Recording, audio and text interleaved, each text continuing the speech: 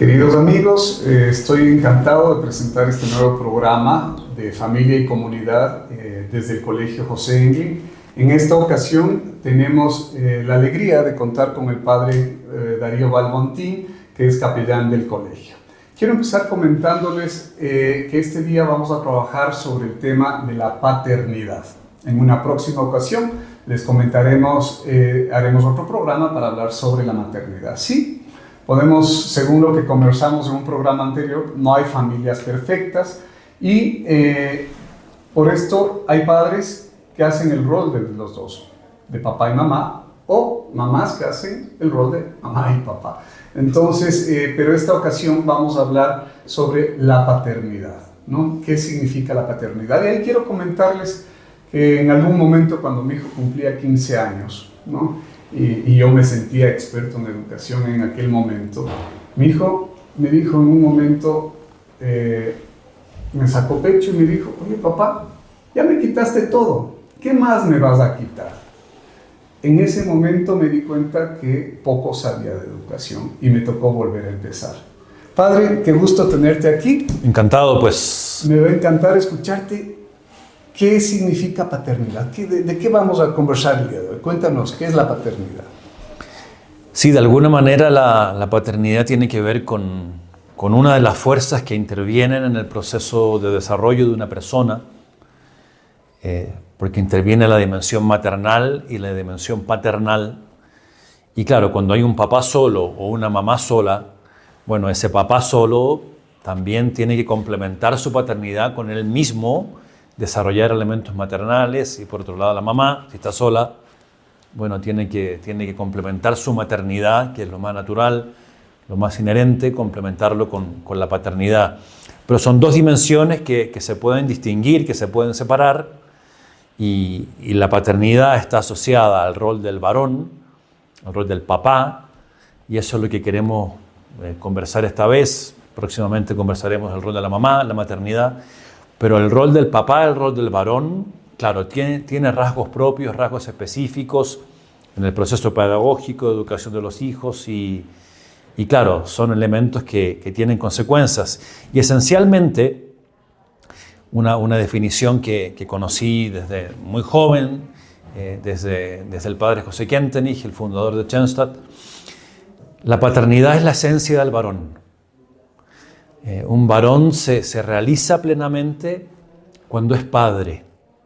Claro, no siempre va a ser la paternidad biológica, pero la esencia del varón es la paternidad. El varón está llamado a ser padre, porque cuando el varón no desarrolla la paternidad, que tiene que ver con esa fuerza de plasmación, de proyección en el mundo, el varón se transforma en una especie de caricatura de sí mismo y se transforma en el clásico solterón.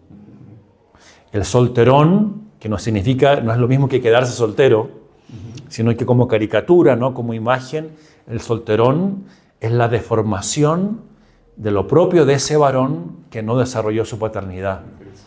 Entonces solo vive para sí mismo, solo vive para su sillón, para su tele, para su gato, para su carro. Vive para sí mismo, es un solterón. No desarrolló la paternidad, no desarrolló la fuerza plasmadora, aunque sea soltero. No tiene que ver con el estado civil, ¿no? Igual un varón célibe, como es mi caso, por ejemplo, los sacerdotes, un varón célibe puede ser sumamente papá, paternal, ¿no? Porque es la esencia del varón. Entonces, cuando un varón tiene conciencia de eso, cuando ese varón, que además es papá biológico, y toma conciencia de lo que significa su propia paternidad y el impacto que tiene en los hijos, y no solo el impacto que tienen los hijos, ¿no? Sino que también el impacto que tiene en él mismo. Cuando el varón se sabe padre, y eso lo desarrolla conscientemente, lúcidamente, eso es una pista maravillosa de desarrollo de los hijos, y no solamente de los hijos, sino que también en su propia esposa, ¿no? Cuando la esposa tiene a un varón al lado que es padre, eso para ella es un muy buen negocio. Pero por supuesto. Claro, y ahí si vemos, Dios es varón o es un Dios varón pero al mismo tiempo maternal, ¿no?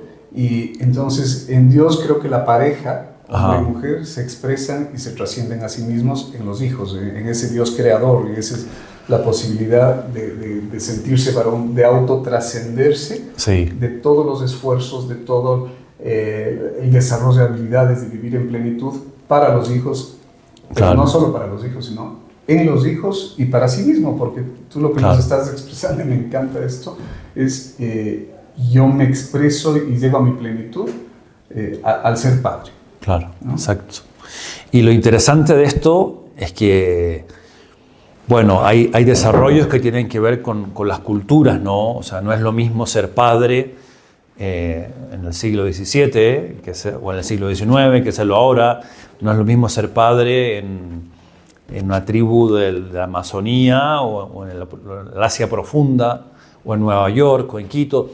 Tiene dimensiones diferentes, sin duda, expresiones diferentes, pero la esencia, y si uno va más al estudio de las culturas, yo trabajé en Chile en una universidad, en la Facultad de Ciencias Sociales, y tenía mucho contacto con los antropólogos, con los sociólogos, y aprendí muchísimo. Y claro, y hay elementos comunes que uno puede reconocer en las distintas culturas. Y esta dimensión del varón, como les digo, como esta dimensión de la paternidad del varón, uno la encuentra en muchas culturas, así que algo hay de eso. Interesante. Y yo quiero partir con una frase, ¿no? Al ser padre, yo tengo la suerte de tener 3 hijos, maravillosos hijos, y el ser padre, si yo veo el fin de cuentas de qué significa ser padre para mí, es crear hijos autónomos, pero nunca solos, ¿no? Porque yo creo que ahora la comunidad en general lo que están buscando es, sí, son orgullosos de que sus hijos son autónomos, pero empezamos a ver que hay una soledad terrible en el mundo, donde los chicos no tienen idea que pueden pedir apoyo, que pueden pedir ayuda. Muchos chicos sí son autónomos, son excelentes, después en el futuro son excelentes ejecutivos, pero solos. Claro. Y entonces yo veo que el índice de suicidios en el mundo es altísimo, ¿no? Y es esa soledad, esa incapacidad de la gente de saberse vinculados con alguien más que les ama, ¿no? ¿Qué nos puedes comentar al respecto?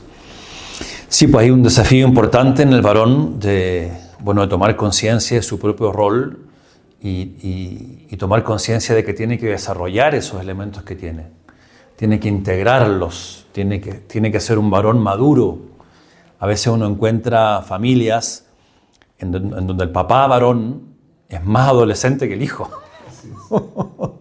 ¿no? Entonces es un varón que se ha quedado pegado en la adolescencia, que probablemente tiene muchos procesos de madurez pendientes y no logra ser plenamente papá, no logra regalarle esa seguridad, esa solidez a los hijos.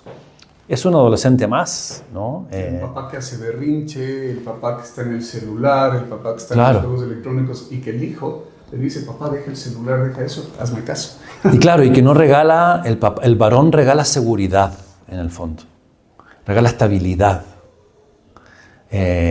Claro, no todos nos sacamos un 10 en esto, pero fundamentalmente seguridad y estabilidad, ¿no? No solamente en lo económico, porque eso es una deformación de la paternidad, cuando el varón se experimenta simplemente como un rol de proveedor.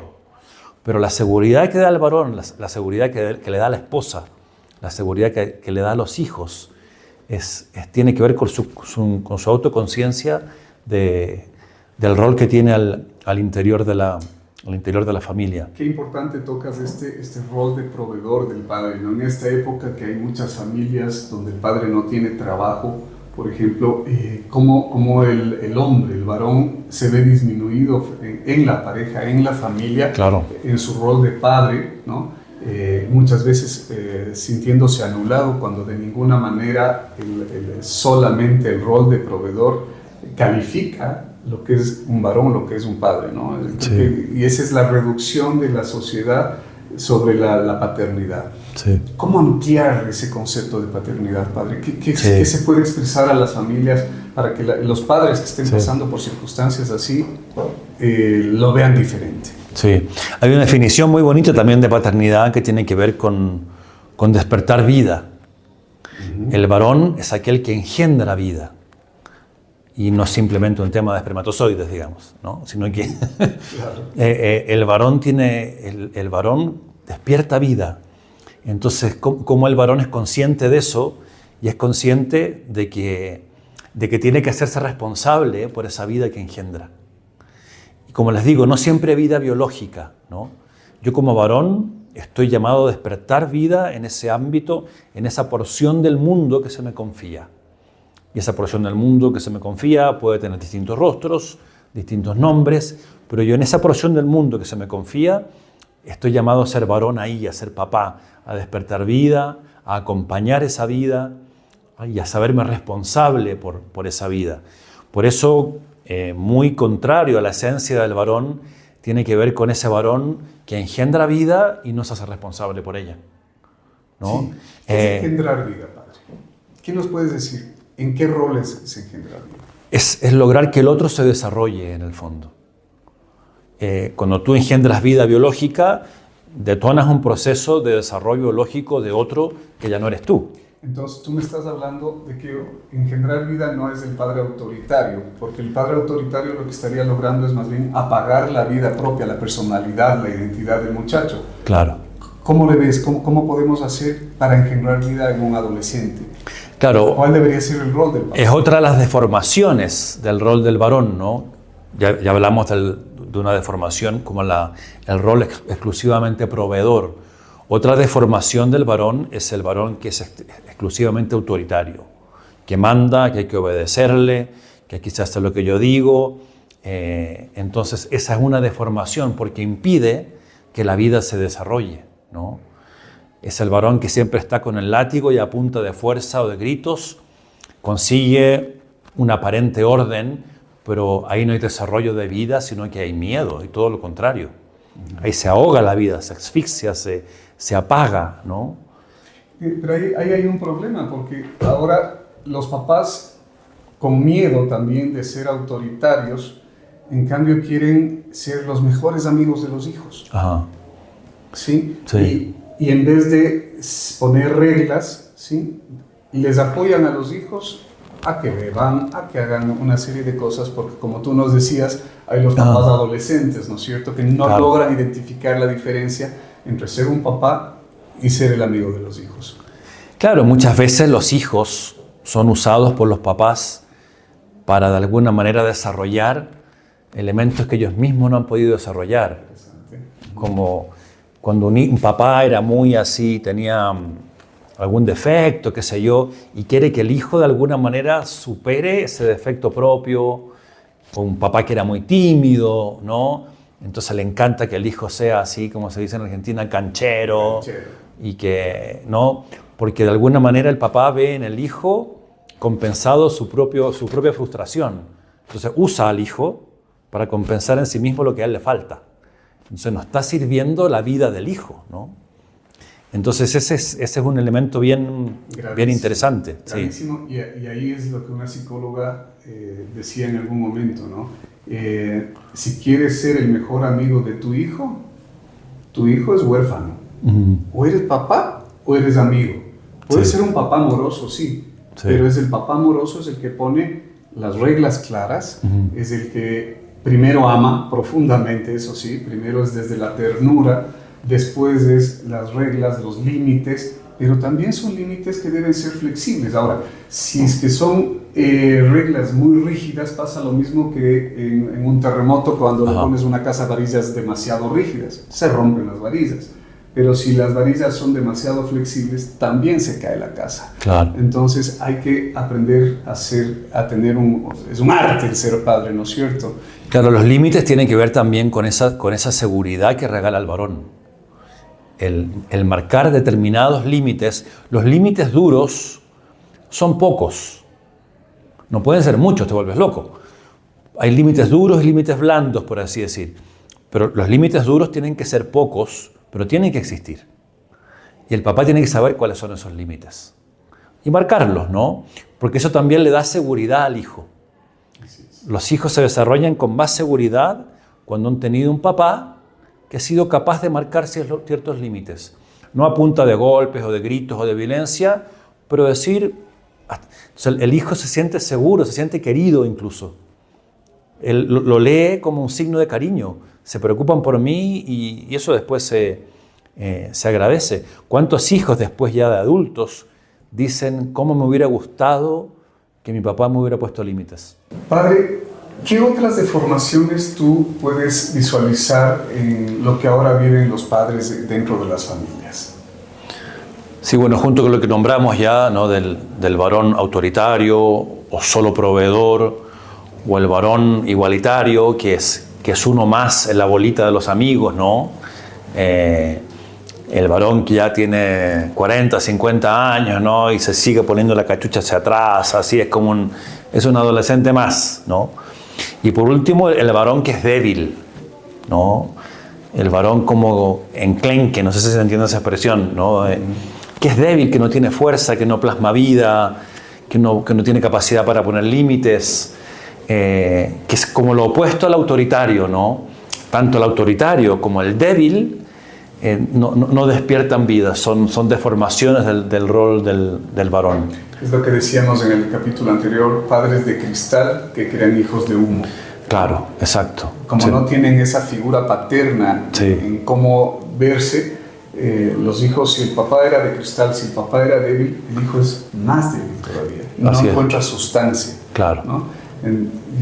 Claro, y claro, como estamos hablando de sistemas de compensaciones, cuando por ejemplo una mamá tiene al lado un varón débil, es ella la que tiene que poner la ñeque, digamos, ¿no? Porque su marido no lo hace. O por el contrario, cuando la mamá tiene al lado un varón, un papá que es súper autoritario, ¿no? Que sus hijos no experimentan ni una gota de ternura en él. Claro, la mamá tiene que ser demasiado, tiene que exagerar, porque tiene que complementar en el fondo, ¿no? Tiene que complementar. Entonces, por eso, esto que hablábamos al comienzo, ¿no? Estamos hablando de la paternidad del varón, también vamos a hablar de la maternidad de la mujer, porque son dos elementos súper importantes que se complementan, y cuando los hijos tienen un varón, un papá que es bien papá, en el sentido de lo que estamos hablando, y una mamá que es y tienen los dos elementos más o menos equilibrados, o sea, esos hijos tienen el mejor tesoro de la vida, ¿no? Así es. Y yo quiero decir en este momento, invitarles a todos, próximamente vamos a hacer un taller justamente de qué es ser papá, qué es ser mamá, la paternidad y la maternidad en el día de hoy. Es un reto muy grande el que tenemos, ¿no? Entendiendo que sí, no hay familias perfectas, pero Padre, ¿qué repercusiones tienen todas estas deformaciones de las que tú nos has hablado en la familia y en la sociedad ahora? Sí. Bueno, hay varias repercusiones, o sea, tiene consecuencias cuando un papá no logra desarrollar bien su paternidad. O sea, tiene consecuencias. Y entre muchas, ¿no? Por ejemplo, cuando los hijos, tú te das cuenta que en general tienen problemas con la autoridad. En general en la vida van teniendo problemas con la autoridad, ya sea el profesor, la profesora, luego el principal aquí del colegio, el jefe, el policía, tienen problemas con la autoridad, desconfían de la autoridad, tienen una relación como traumática con la autoridad. Porque claro, tú escarbas en personas adultas que tú te das cuenta que tienen problemas con la autoridad, claro, muchas veces han tenido una experiencia de paternidad negativa. Por otra parte, el papá regala como una especie de un componente de sana agresividad a la hora de enfrentar al mundo. Sana agresividad, ¿no? Y recalco sana, porque hay una agresividad que es violenta, ¿no? Que es competitiva, que se trata de aplastar al otro, ¿no? Pero tú en la vida necesitas un componente de agresividad para salir a dialogar con el mundo, a jugar con el mundo y de alguna manera a conquistar el mundo, ¿no? A transformar el mundo. Hemos hablado mucho de que desde el Engling queremos que las personas no vayan al mundo a adaptarse al mundo, a ser uno más de la bolita, sino que sean capaces de transformar el mundo. Bueno, para eso necesitas un cierto componente de agresividad que tiene que ver con tu propia personalidad, en algunos es más, en algunos es menos. Algunas personas naturalmente son un poco más agresivas, otras son más tímidas, más reservadas, más cautas. Pero de alguna manera el varón siempre está llamado a a inyectar en los hijos ese componente, ¿no? Sí, y yo creo que ahí vienen los tres valores claves, ¿no? Libres, fuertes y apostólicos. Y tal vez yo le pusiera dentro de esa agresividad, de esa sana agresividad, el ser emprendedores. Por supuesto, ¿no? claro. Y el ser emprendedores, para poder ser emprendedor uno necesita ser muy fuerte. Emprendedor en lo social, emprendedor en lo cultural, emprendedor en lo económico, ¿no? Pero solamente fíjate que para poder ser buenos ciudadanos, respetar las normas, respetar la autoridad, etc., uno necesita mucha fortaleza para poder hablar con alguien que piensa distinto a uno sin ofenderlo. Claro. Saber plantarse y saber decir las cosas como uno las cree, ¿verdad? Claro. A eso puede ser que te Claro, la característica de la asertividad, que a los latinoamericanos nos cuesta un montón, bueno, y de alguna manera tiene que ver con esa dimensión de la paternidad, ¿no? Sí, y yo quiero comentarte un ejemplo. Con mis hijos, a mí me ha tocado en varias ocasiones ser muy fuerte, ¿no? Por supuesto, pero yo les digo a mis hijos, oye, yo soy el único que está dispuesto a pelearse contigo por el resto de la vida para que tú seas feliz. Yo no sé si un amigo esté dispuesto a hacerlo. Y en otra ocasión tuve que encontrarme frente a frente con mi hijo muy, muy fuerte, porque si algo priorizo yo es la relación entre hermanos. Y lo que yo le decía era, oye, conmigo te puedes pelear, pero yo algún día no voy a estar más aquí en el mundo, pero tus hermanos sí, y yo priorizo la relación entre ustedes. ¿Sí? Gracias a Dios tienen una gran relación, ¿sí? Pero en un momento me tocó priorizar y ser un poco fuerte, autoritario en algún momento, para poder mantener esa relación entre los chicos, ¿no? Sí, y volvamos de alguna manera a lo que dijimos al comienzo, que la esencia del varón es la paternidad, y un varón se desarrolla a sí mismo en la medida que es padre, biológicamente o espiritualmente, y esa paternidad entendida como la capacidad de engendrar vida y hacerse responsable por la vida que engendro. Desde la perspectiva de la fe, ¿no? Al varón, al papá, se le confían, y Dios le confía a personas para que ese papá, desde su paternidad, desarrolle esa vida que se le ha confiado, ¿no? Entonces...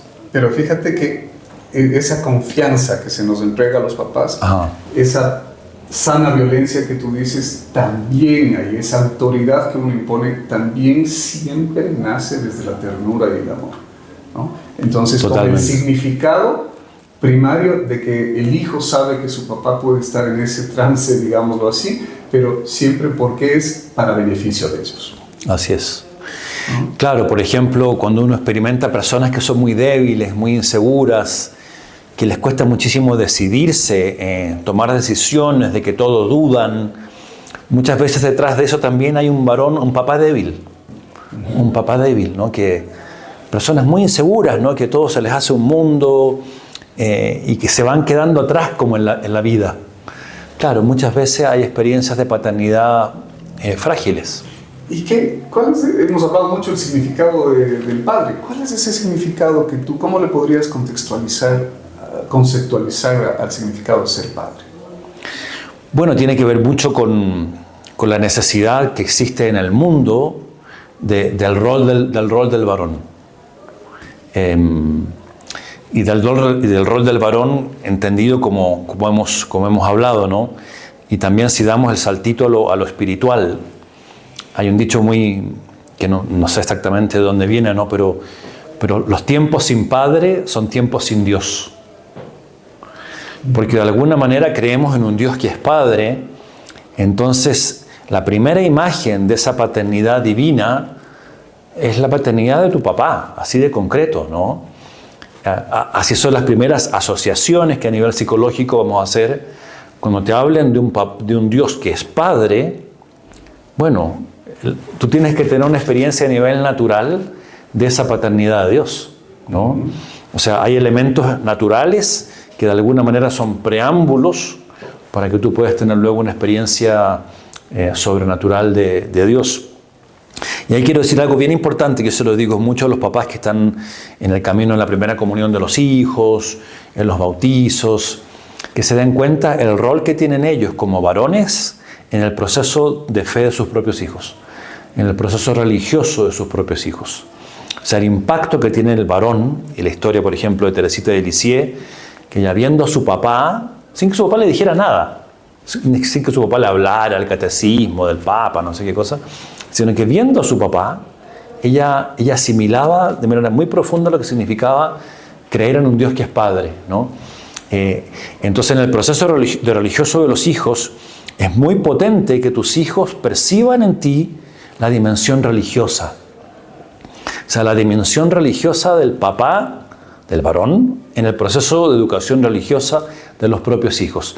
Si los hijos experimentan en ti, perciben en ti como varón, que en ti hay una vida religiosa sana, natural, no digo curuchupa, eso marca profundamente la religiosidad de los hijos. Absolutamente. Fíjate que uno de mis hijos me decía, papi, ¿ustedes creen que nos forman con lo que dicen?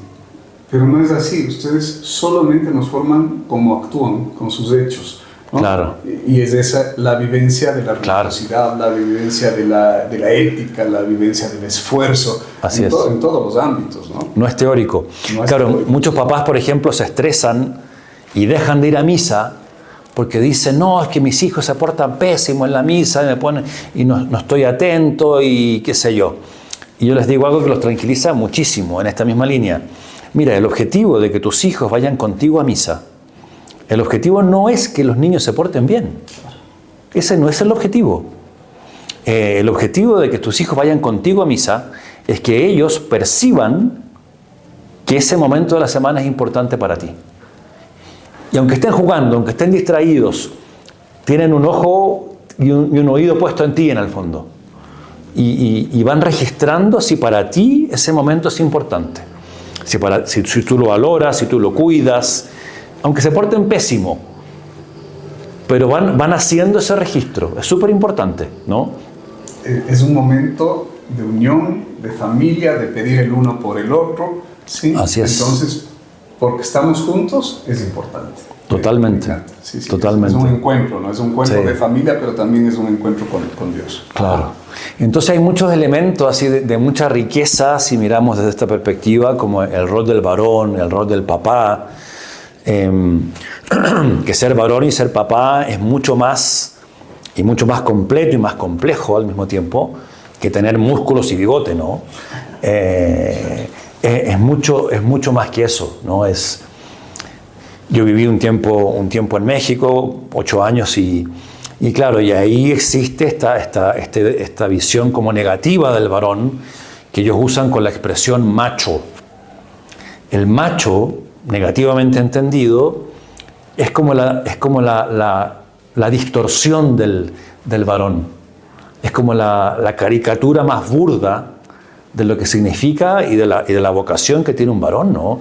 El macho es el bruto, el sucio, el violento, el despreocupado, el infiel, ¿no? Aquel que no tiene ninguna delicadeza y que se siente muy macho.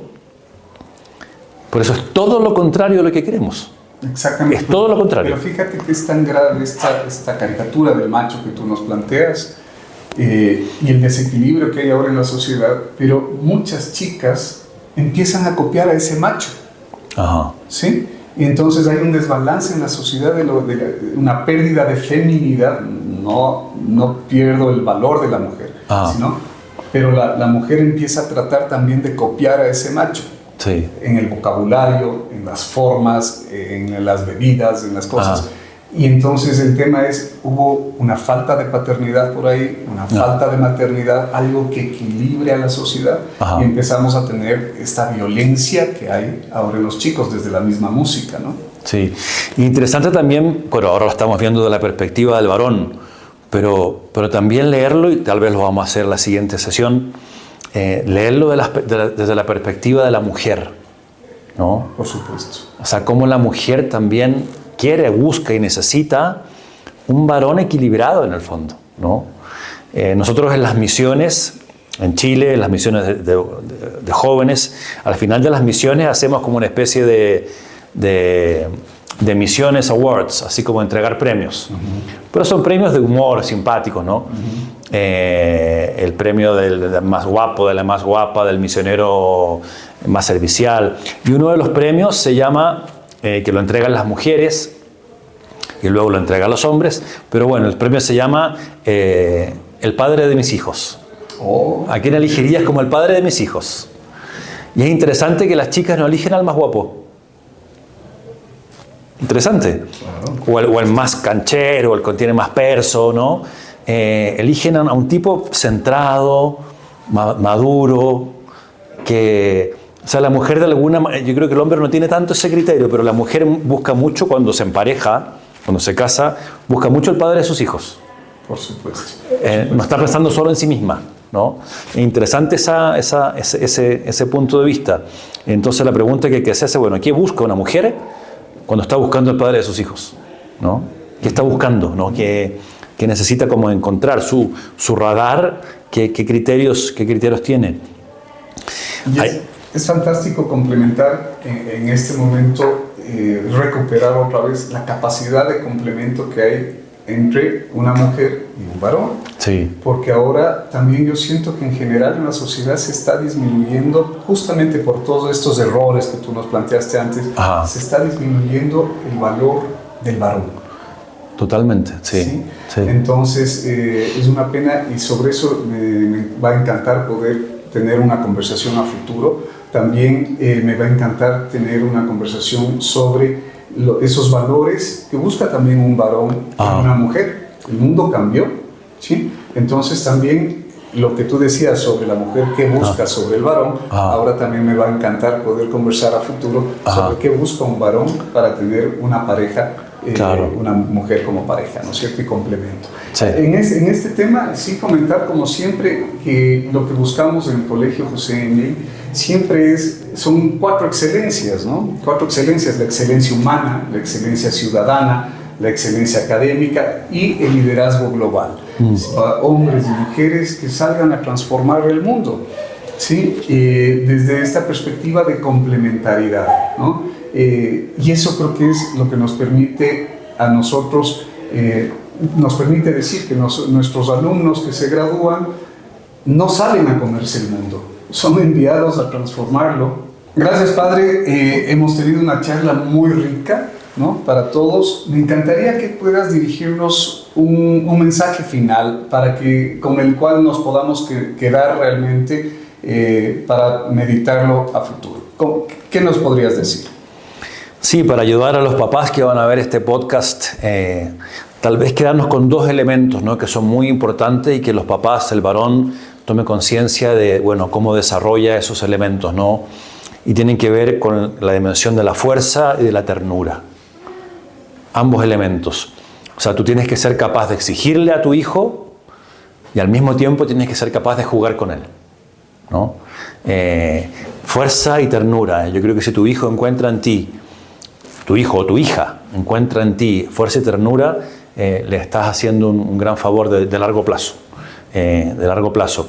Aunque en el ejercicio de la fuerza chille, se enoje, te diga que te odia, que tú sabes que no es así, pero en el fondo es importante, ¿no? O sea, ser capaz de exigir, de marcar, de orientar con fuerza, que no es violencia, y también tener ternura, ser capaz de abrazar, de besar, de contener, de jugar, ¿no? Y hay un significado que lo quiero dejar como tal vez como una especie de definición, con más elementos para que lo puedan como masticar y lo puedan exprimir. La paternidad es la actualización de un poderoso poder de amor creador, ¿no? O sea, si la paternidad solo la asociamos al poderoso poder, a la fuerza, a la brutalidad, y no lo complementamos con poderoso poder de amor creador, esa es la paternidad completa, ¿no? El poderoso poder de amor creador, ¿no? Pleno de fuerza viril y de respeto. Fuerza viril y respeto, ¿no? Que sirve a la vida y establece un íntimo y mutuo lazo de amor filial paternal. Un poder de amor capaz de brindar apoyo y seguridad, pero que también es capaz de exigir, ¿no? Entonces se dan cuenta cómo este acceso, esta definición, complementa y de alguna manera inmuniza ese desarrollo distorsionado, ¿no? de la paternidad. Porque no se trata que el papá sea un blando, un enclenque, un débil, sino que tenga la fuerza propia del varón, pero que esa fuerza sea fuerza de poder creador, ¿no? Es como la fuerza del agua en una termoeléctrica, ¿no? Esa fuerza no es la fuerza que destruye, sino que es la fuerza que genera energía, que genera vida, ¿no? Es la fuerza positiva, ¿no? Muy bien, Padre, te agradezco muchísimo por acompañarnos. Con mucho gusto. A todos ustedes, gracias por escucharnos. Y yo quiero cerrar esta charla del día de hoy con una frase: la moral nace del amor. Quienes se sabe amado buscan el bien común. Entonces, si es fuerza y si es amor, primero siempre el amor, porque desde ahí todos vamos a querer buscar el bien de todos. Muchas gracias por escucharnos el día de hoy.